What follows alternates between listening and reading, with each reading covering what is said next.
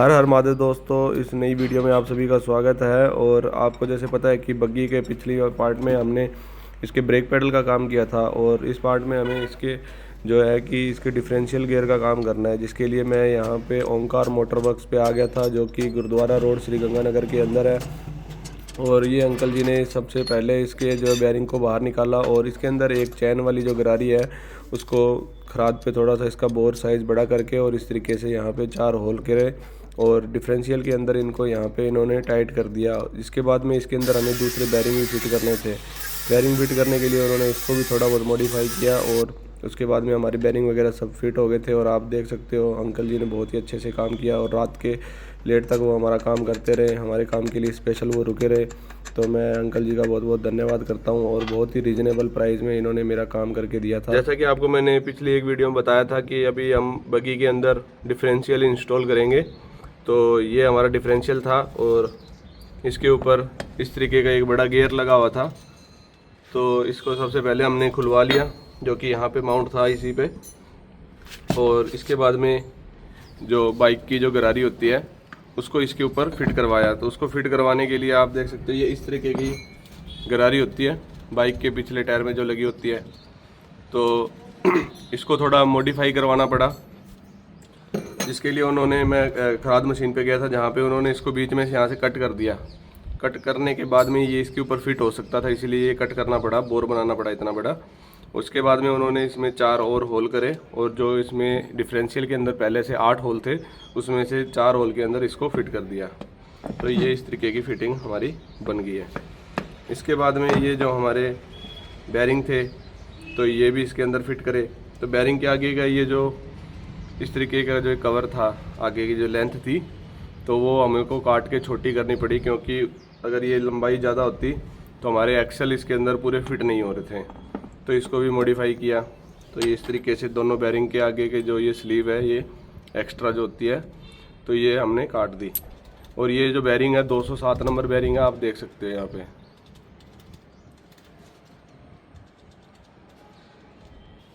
और ये जो एक्स्ट्रा बोल्ट है ये इसके साथ के थे, और इसमें लगे हुए थे 2 बेयरिंग, एक छोटा एक बड़ा, पर दोनों 207 नंबर। ये देखो यहाँ पे 207 लिखा हुआ है।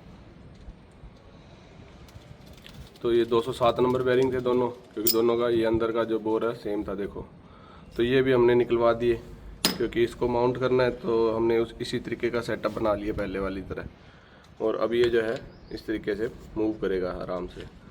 और अब इसके अंदर क्या है, ये जो हमारे एक्सल है ये फिट हो जाएंगे। फिट करके दिखा देता हूँ मैं आपको।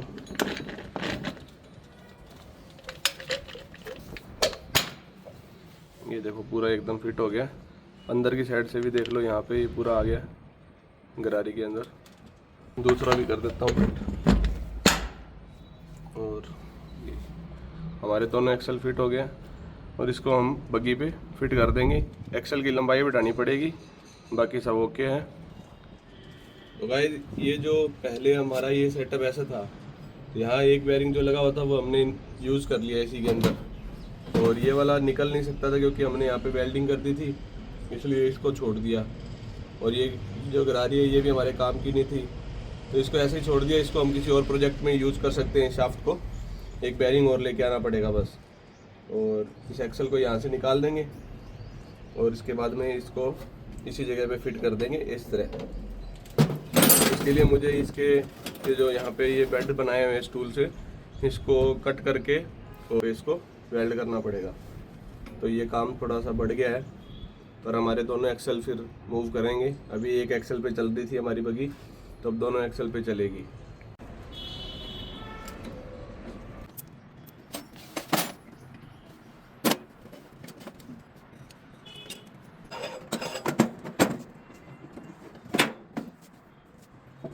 गाइस, पहले वाले शाफ्ट को हमने निकाल दिया है, और अब इसकी जगह पे हम इसे को फिट करेंगे यहाँ पे। तो इसके बाद यहाँ पे एक और हमको ये वाले बेड को इधर खिसका के इधर लगा देंगे, और ये चैन हमारी इधर की इधर ही आ जाएगी, सेम टू सेम जगह पे। और इसको भी थोड़ा सा खिसकाना पड़ेगा, देखते हैं कि चैन की सेटिंग सही बैठेगी नहीं बैठेगी। एक्सल की लंबाई भी देखो कम पड़ रही है, तो इसको भी बढ़ानी पड़ेगी लंबाई। तो इसको बीच में से कट करके इसकी लंबाई भी बढ़ा देंगे। सारा काम करना है। और इधर वाले एक्सल की लंबाई भी बढ़ानी पड़ेगी, इसके बाद पूरी फिटिंग हो पाएगी।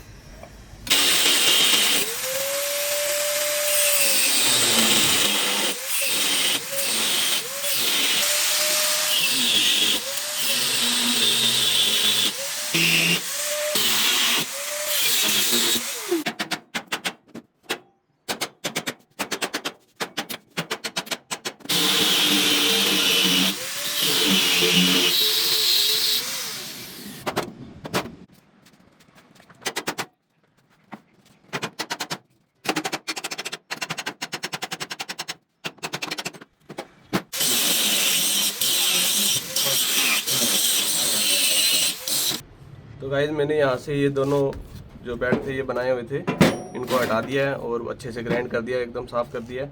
अब ये काम करते हैं, इसको जो हमारा डिफरेंशियल है पहले इसको इसके ऊपर फिट कर लेते हैं आराम से, और उसके बाद देखेंगे कि ये कहाँ पे इसकी पोजीशन बैठेगी, उस हिसाब से इसको वहाँ पे वेल्ड कर देंगे।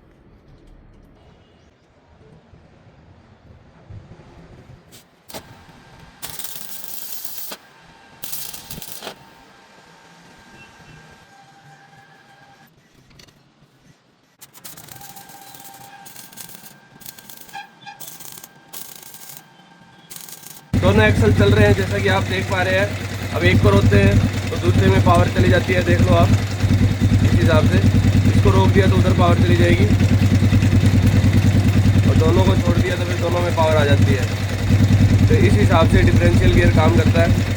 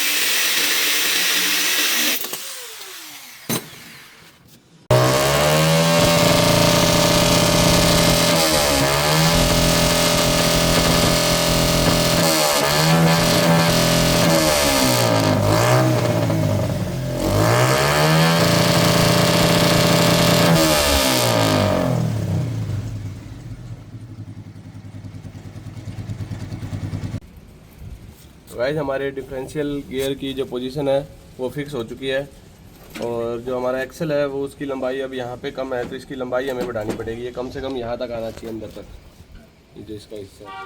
तो इसको हम यहाँ से काटेंगे और जितनी लंबाई चाहिएगी उतनी बढ़ा के इसको फिर से वेल्ड कर देंगे। दूसरी साइड वाला भी ऐसे ही करना पड़ेगा। तो इसको मैं यहाँ से बीच में से काट के अच्छे से वेल्ड कर दूँगा। तो चलिए इसको काटते हैं।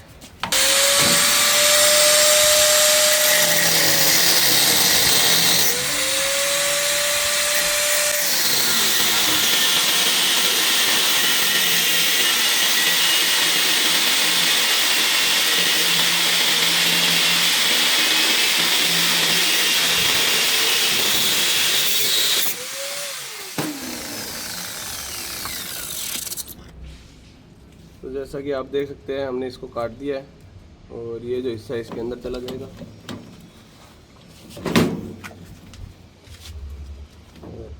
अब इसके बाद इतनी दूरी जो बीच में बची है, इतना हमें इसके अंदर एक शाफ्ट या पाइप या कुछ वेल्ड करके ये दूरी पूरी करनी पड़ेगी। ये लंबाई पूरी होने के बाद हमारा एक्सल यहाँ पे फिट हो जाएगा।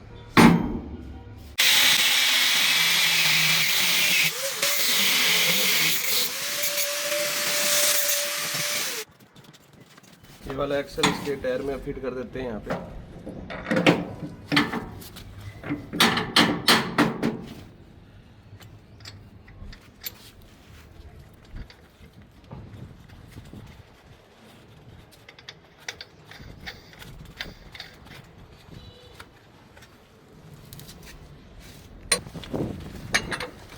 फुल टाइट इसलिए कर देते हैं ताकि पता लग जाएगा कितनी दूरी कम पड़ रही है। तो एग्जैक्ट इसको पूरा टाइट करने के बाद में हमें पता लग जाएगा कि अंदर कितना कम है।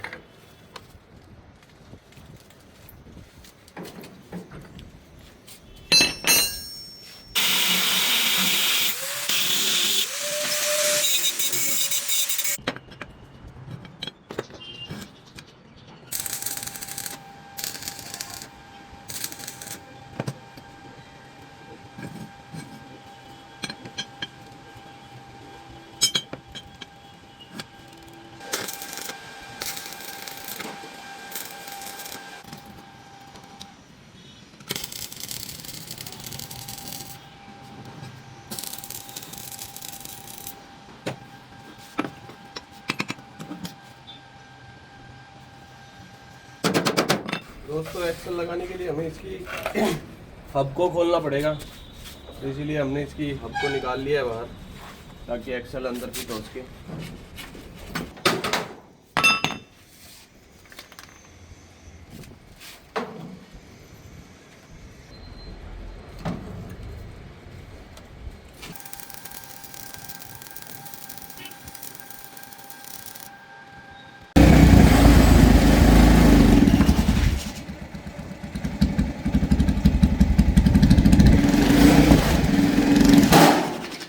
तो गाइस देख सकते हो हमने डिफरेंशियल का काम यहाँ पे कंप्लीट कर लिया है, ये अच्छे से वर्क कर रहा है। अभी हमने एक इसकी टेस्ट ड्राइव भी लेके देखी है, मतलब फुल स्पीड में इसको चला के देखा था।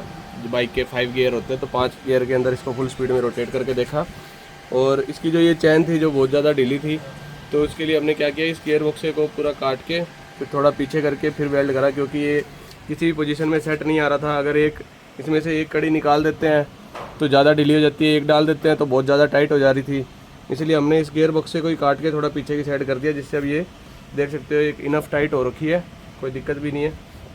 और दूसरी साइड की चैन थी वो भी पूरी अच्छे से टाइट होगी, ये वाली भी।